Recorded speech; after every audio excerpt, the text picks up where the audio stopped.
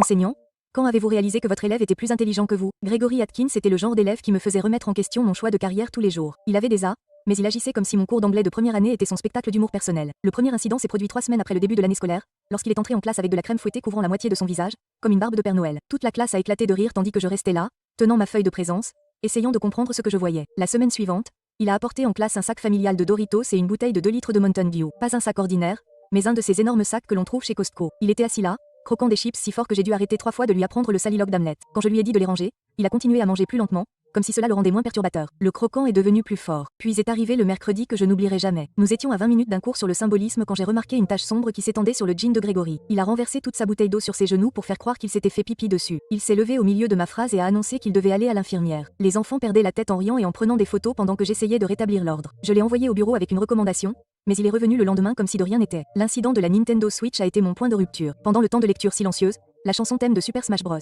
A soudainement retenti à plein volume dans la classe. Gregory était au dernier rang en train de jouer à un match contre lui-même avec 2 manettes. Quand je suis arrivé pour la lui confisquer, il était déjà en train de la ranger et de s'excuser, mais le mal était fait. La moitié de la classe le regardait au lieu de lire, et j'avais de nouveau complètement perdu le contrôle. Je l'ai gardé après le cours ce jour-là. Mes mains tremblaient de frustration et d'épuisement. 3 mois de ces bêtises m'avaient épuisé. Je me suis assise à mon bureau et j'ai regardé ce gamin qui était assez intelligent pour réussir tous les examens, mais qui a choisi d'être une perturbation humaine à la place. Pourquoi tu me fais ça? Ai-je demandé. Il a haussé les épaules et m'a fait un petit sourire. Parce que ce n'est pas si grave. Qu'est-ce que ça veut dire? Il a regardé le sol pendant une seconde, puis m'a regardé de nouveau. Son attitude est passée du clown de la classe à quelqu'un de bien plus âgé que 16 ans. J'essaie juste de rendre la journée de tout le monde meilleure. Je l'ai regardé fixement en attendant la chute, mais il a continué. J'ai vu mes camarades de classe pleurer pour les plus petites choses du monde, comme renverser de l'eau sur leurs pantalons, faire tomber leur déjeuner ou parce qu'ils avaient raté un contrôle. La semaine dernière, Joy sanglotait dans les toilettes parce qu'elle avait mis du chocolat au lait sur ses nouvelles chaussures blanches. Elle est revenue en classe et tout le monde fixait ses yeux rouges. Il s'est arrêté et a ajusté les bretelles de son sac à dos. Je ne suis pas gênée, alors je détourne l'attention d'eux. Quand je fais quelque chose de stupide, tout le monde me regarde à la place. Joy a pu se glisser à sa place pendant que tout le monde riait de ma tête en chantilly. Personne n'a même remarqué qu'elle avait pleuré. J'ai senti ma gorge se serrer. L'incident de la bouteille d'eau. Adrien Garcia. Il a effectivement eu un accident ce matin-là avant l'école. Sa mère lui a apporté un nouveau pantalon,